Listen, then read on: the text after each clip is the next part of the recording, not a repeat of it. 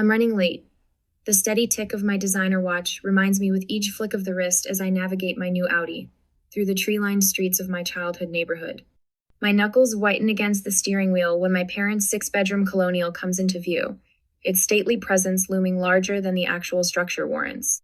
28 years old, the youngest senior marketing director in my firm's history, and my stomach still knots like I'm 16 and missed curfew.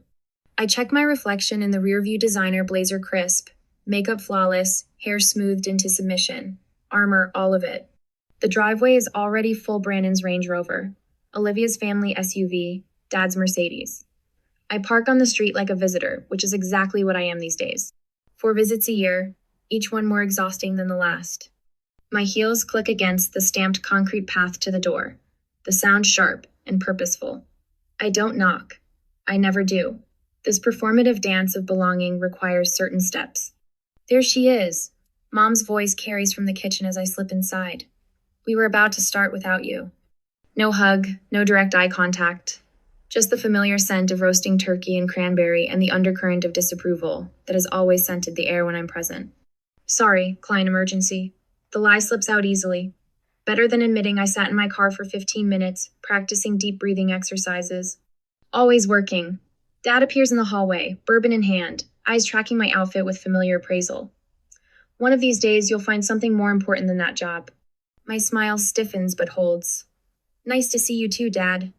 I follow the sounds of conversation to the dining room, where Olivia is arranging flowers at the center of a table, glittering with Mom's best china and crystal.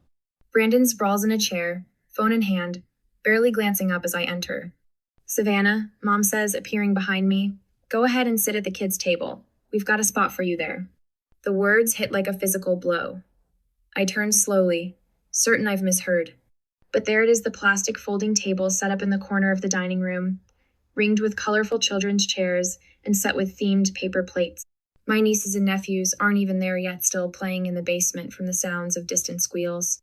The kids' table? My voice emerges steady despite the heat rising in my cheeks. Mom's expression remains pleasant, unbothered. We need the space at the main table for Gregory's parents. They're joining us this year. She gestures to Olivia's in-laws, whom I've met exactly twice. I stand frozen, the memory of this morning's preparation washing over me. The care I took selecting this outfit. The extra time spent on my hair. The pep talk in my bathroom mirror. Just get through today. It's just 4 hours. My apartment had felt like a sanctuary this morning, the framed award on my desk, the notification of my promotion still open on my laptop. My friend Maya's voice on the phone. Why do you still go? Seriously, Savannah, what would happen if you just didn't? Now, trapped in the doorway between escape and humiliation, I consider objecting. My lips part, protest forming on my tongue. Brandon looks up from his phone, catching my expression. His eyes narrow slightly, a familiar look that says, don't make a scene. The same look he gave me when I tried to explain my first gallery showing, when I announced my promotion, when I bought my apartment without parental financial support. Fine. The word tastes bitter. I force my feet to move toward the children's table, acutely aware of every eye not watching me, of the deliberate conversations continuing as if this is normal, as if this isn't a statement written in plastic and paper. I lower myself into a chair meant for a child, knees nearly touching my chest, the edge of the table hitting at an awkward height that forces me to hunch. My niece's unicorn plate sits before me, the cartoon eyes seeming to mock my discomfort. The children filter in, eyes wide with confusion at finding an adult at their designated table. My 7-year-old nephew Ben tilts his head. Aunt Savannah, why are you sitting with us? I swallow hard, just mixing things up. At the main table, conversation flows without interruption. Mom leans toward Olivia. How's the baby sleeping these days? Brandon, Dad's voice carries. Tell Gregory about that promotion. Glasses clink as my father raises his in a toast. To family success, he says, his gaze touching everyone but me. The adults murmur in agreement, a chorus I'm not part of. I watch them from my exile, the realization settling cold and heavy in my stomach. This table dish, ridiculous, child-sized plastic throne eyes, the perfect symbol for my entire life in this family. Always adjacent, never included, tolerated, never celebrated. My 7-year-old niece Lucy bumps her juice cup, sending a purple wave across the table and directly onto my cream silk blouse. The cold seeps through immediately, grape juice bleeding into expensive fabric. Sorry, Aunt Savannah. Her little face crumples with genuine remorse. It's okay, sweetie. I dab at the spreading stain with a paper napkin, the material disintegrating against wet silk. Something breaks inside me not dramatically, but with a quiet finality, like ice shifting beneath the surface of a frozen lake. I stand up, the child's chair scraping against hardwood. I fold my paper napkin carefully, placing it beside the cartoon plate. Mom glances over, brow furrowing. Savannah, is something wrong with your seat? I don't answer. My steps are measured as I walk to the hallway closet and retrieve my coat. I can feel their eyes now, finally seeing me as I prepare to disappear. Some traditions aren't worth preserving. The door closes behind me with a soft click instead of the slam my trembling hands want to deliver. Restraint my lifelong companion. Savannah, where are you going? My mother's voice carries through the front window, that perfect pitch of controlled outrage that's fooled country club friends for decades. I turn, meeting her eyes through the glass. I'm leaving. Enjoy your dinner. Simple words. No dramatics. Just truth delivered without padding or apology. My hands shake as I slide the key into the ignition. The Audi purrs to life, its gentle vibration steadying me as I pull away from the curb. The silence in the car wraps around me, unfamiliar and terrifying. 28 years of family Thanksgivings, and I've never once left early. My phone buzzes before I reach the first stoplight. Then again. And again. By the time I'm 3 blocks away, the notifications have become a continuous hum against my thigh. My family's collective outrage transmitted through cellular waves. At a red light, I glance down. Brandon, stop acting like a child, come back. The irony would be amusing if it weren't so painful. I was literally sitting at a children's table 10 minutes ago, but I'm the one acting childish. My voicemail indicator flashes. I tap it, putting it on speaker while I drive. Savannah, my father's voice fills the car, bourbon rough. Enough of this nonsense. Get home now. Not a request to command issued to an underling, not a successful adult woman. 2 more texts arrive in quick succession. Olivia, Mom is freaking out. Just come back and talk. You're ruining dinner. The family group chat explodes with messages. What is going on with her? She's always been so sensitive. Should we be worried? This is so embarrassing with Gregory's parents here. My exit wasn't about creating a scene, but their responses reveal how thoroughly they misunderstand me. I don't want drama, I just wanted a place at the table. A real place. I drive without destination until neon lights catch my eye, a 24-hour diner glowing against the darkening November sky. The parking lot is half full, other holiday refugees seeking sanctuary from family obligations. The warmth hits me as I step into not just physical heat, but something more essential. The waitress looks up from wiping a counter, her eyes taking in my designer clothes. The mascara smudge I can feel beneath my right eye. Honey, you look like you could use some coffee. She doesn't ask what's wrong or why I'm alone on Thanksgiving, just slides a mug in front of me as I settle into a booth. And maybe a slice of pie, she adds, her smile genuine in a way my mother's never is. That would be perfect. My voice cracks on the words. While waiting, I scroll through my phone's photo gallery. Each swipe reveals another family gathering, where the pattern is clear once I allow myself to see it. Christmas 3 years ago. Everyone clustered around the tree while I stand slightly apart, half-cropped from the frame. My college graduation, my parents flanking my siblings in the foreground while I hold my honors diploma just out of focus. I screenshot a text from my mother from last year. How's that little job going? Still enjoying playing businesswoman? Senior marketing director? Youngest in company history. But in her eyes, I'm playing pretend. I find the email from my father, sent to Brandon and Olivia but accidentally copying me. Investment opportunity too complex to include Savannah. You know she wouldn't understand it anyway. My calendar reveals the pattern 2-8 consecutive family events where I was seated at a side table, at the end of the row, or literally in another room. The pie arrives, golden crust and tart cherries, as I compose my message to the family group chat. I select the Christmas photo, the one where I'm half cropped out, and type a caption. The perfect family, always making sure the youngest one knows her place. I continue typing. My fingers steady now. This isn't just about the table. I've been treated like an afterthought my entire life. When you all actually see me as an equal, let me know. My thumb hovers over the send button. This single action will fracture 28 years of acquiescence. Once sent, there's no pretending anymore. No more good daughter who swallows indignities with a smile. I press send, then power off my phone completely. The pie tastes better than any Thanksgiving meal I can remember. I savor each bite, leaving a generous tip before walking back to my car. My spine feels straighter, my shoulders lowered from their perpetual defensive hunch. Savannah? Savannah Reeves? I turned to find Mark Connolly, my lab partner from AP Chemistry, now a pediatrician according to the occasional social media glimpse. Mark, hi. He studies my face with professional assessment. You look different, lighter somehow. I smile, surprised to find it genuine. I finally put down something heavy I've been carrying for years. He nods like he understands, though he couldn't possibly know what transpired today. But maybe he recognizes the universal look of someone who's finally chosen themselves after years of self-abandonment. As I drive toward homie home, not theirs, I wonder what happens next. Will I withstand the guilt storm that's surely brewing? Will I cave when my mother cries or my father threatens? Or will this be the first day of a new chapter where I finally stand my ground? The night sky opens above me, vast and full of possibilities I never allowed myself to see, while squeezing into spaces too small to contain me. I drop my keys into the ceramic bowl by the Dora piece I bought from a local artist to celebrate my first promotion. The sound echoes through my apartment, bouncing off the exposed brick walls that I fell in love with 3 years ago when I signed the lease without a cosigner. Without my parents' approval. My designer blazer slides from my shoulders, heavy with the weight of today's confrontation.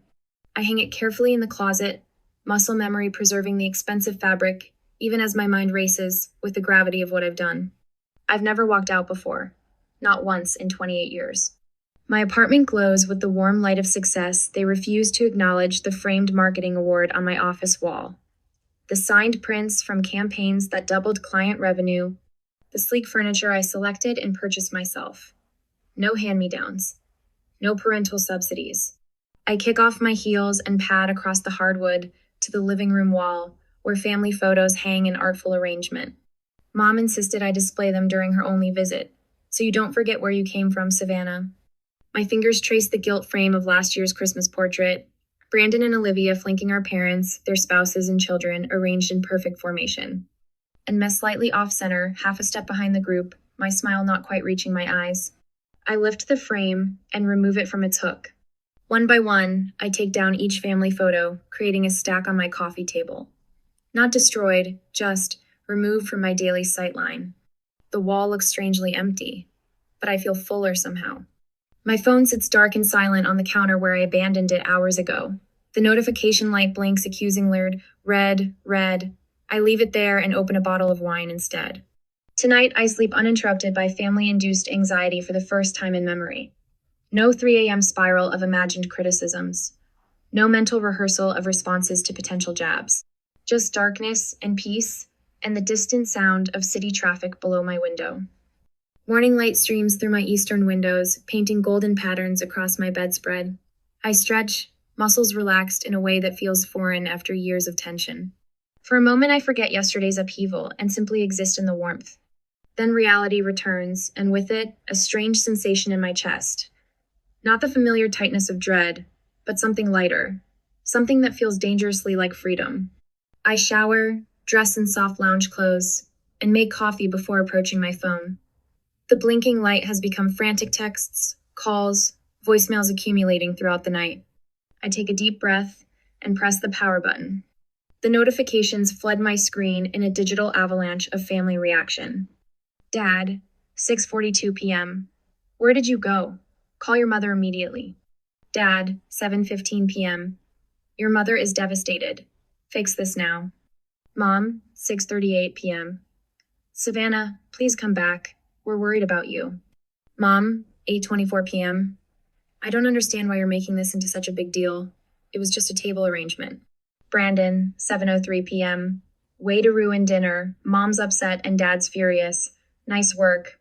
Brandon, 10:17 p.m. If you thought this would make us respect you more, you're wrong. You're acting like a child. Olivia, 6:55 p.m. Where are you? Mom's freaking out. Olivia, 8:42 p.m.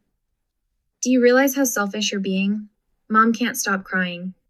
The messages escalate through the evening, concern morphing to anger, then outright threats. Dad's final text suggests reconsidering financial support I haven't received since college. My brother questions my mental stability. My sister invokes family loyalty as if it's a one-way obligation. I scroll through them with growing clarity, seeing the manipulation tactics laid bare. The guilt, the gaslighting, the collective rewriting of reality where I'm the villain for refusing to accept the unacceptable. Then a text from an unexpected sender stops my thumb mid-scroll. Emma, 13, Olivia's daughter. I get it, Aunt Sav. They make me feel invisible too. My breath catches. I read it 3 times, my niece's simple words cutting through the noise of adult accusations. She sees it too, the subtle exclusion, the dismissal of worth. My phone vibrates with an incoming call. The name surprises me. Aunt Vivian, Dad's sister, who disappeared from family gatherings years ago. The black sheep who chose career over children and paid the price in familial currency. Savannah? It's Vivian. Her voice sounds both foreign and familiar, a blood connection speaking through years of absence. Aunt Viv. It's been 6 years, I know. Your cousin Marcus showed me your message. About the kids' table. She pauses, her breath audible through the connection. I want you to know you're not crazy. The validation hits me like a physical force. I sink onto my couch, emotions threatening to overcome my careful composure. I went through the same thing when I chose career over kids, she continues. Your father and mother couldn't reconcile my choices with their worldview, so they simply reduced me. Made me smaller. Put me at the metaphorical kids' table until I stopped coming to dinner altogether. Memories surface of childhood questions about Aunt Vivian's absence. She doesn't care about family, was the standard response.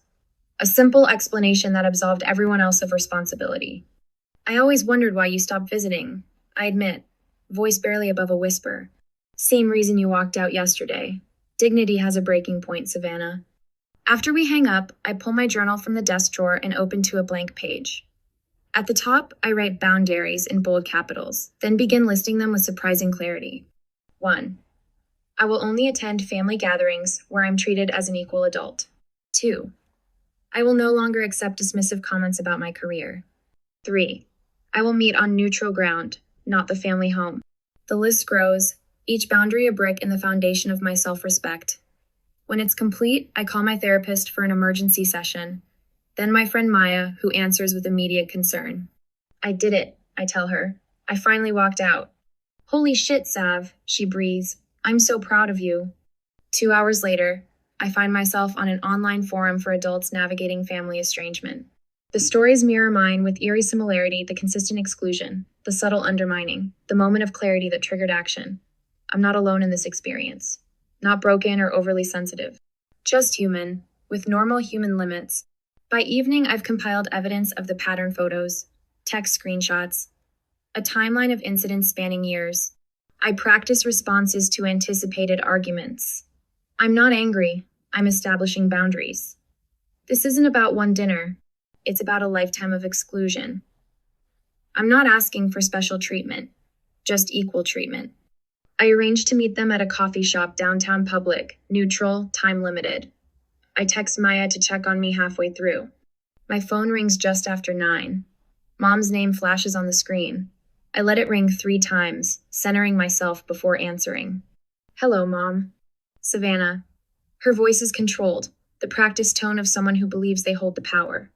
Your father and I have decided we're willing to forgive you for yesterday's display. The old Savannah would have accepted this opening, grateful for any path back to approval.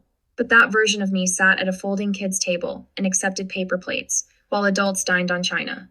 I inhaled deeply, feeling my spine straighten. That's interesting, I reply, my voice steady and clear, because I'm still deciding if I'm willing to forgive you. The silence that follows stretches so long, I check to see if the call disconnected. But Nosha's there, breathing, recalibrating a world where her youngest daughter has suddenly, irrevocably changed the script. It was just a table, Savannah. My mother's voice through the phone carries that familiar dismissive tone, the one that's diminished my experiences since childhood. I grip my phone tighter, pacing the hardwood floors of my apartment.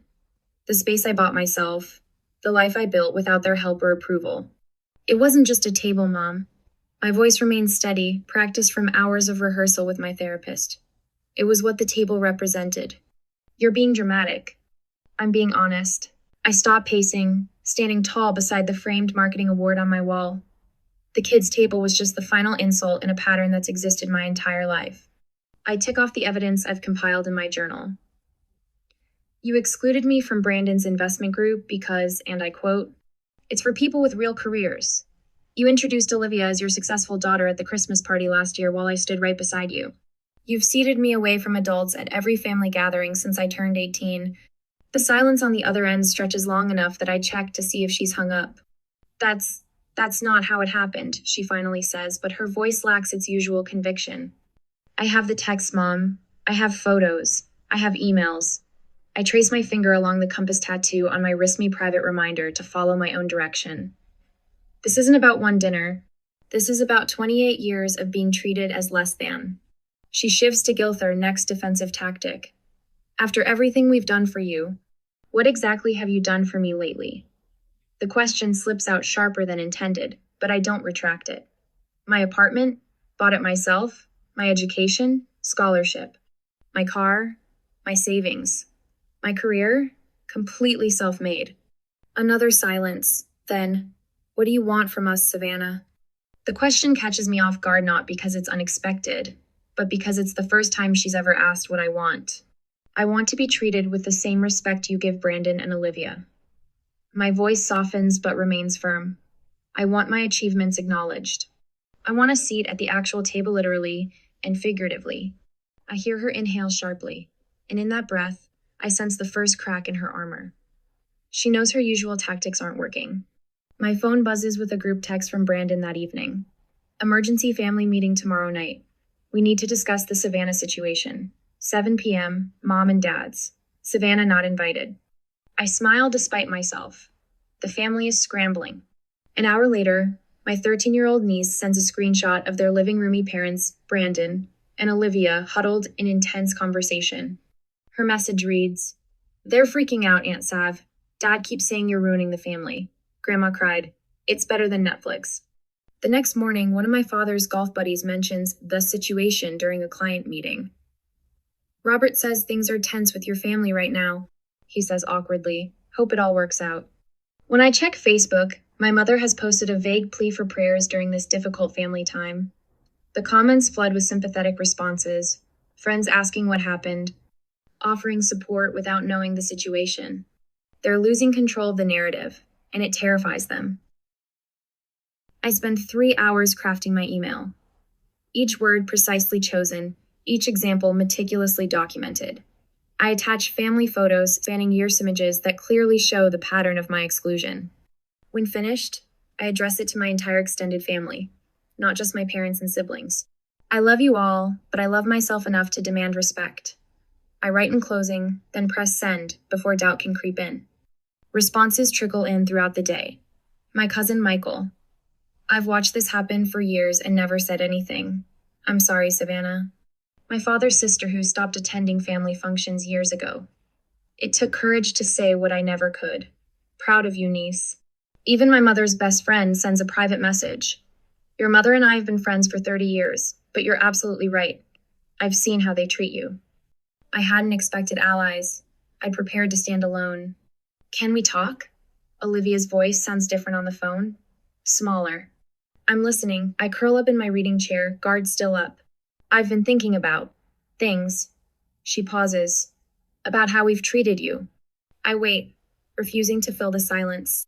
"Greg mentioned something last night," she continues. "He said he's always been confused about why you're treated differently. He thought maybe there was some history I never told him." "And what did you say?" "I couldn't think of a reason." Her voice cracks slightly. "I never thought about how it looked from your side. I just accepted that's how it was." It's not exactly an apology, but it's the first crack in the family's united front. When the formal invitation arrives in my email, I almost laugh out loud. The Reeves family requests the pleasure of your company for a family discussion dinner. Seating arranged by Savannah Reeves. The location is a neutral restaurant downtown, not the family home where they hold home court advantage. The time works with my schedule, not theirs. Every detail acknowledges my new position of power. I smile as I type my response. I accept. For the first time in my life, they're playing by my rules. Now I'll discover if my family is capable of genuine change, or if I'll need to create a life without them in it. The ball is finally in my court, and I'm ready to serve. I arrive at Marcello's 20 minutes early, my heels clicking against polished marble as the hostess leads me to the table I specifically requested when making the reservation. Round. Equal. No head, no foot, no hierarchy built into the furniture itself. Perfect, I tell her, sliding my blazer from my shoulders. The material is expensive, a power color that makes my skin glow.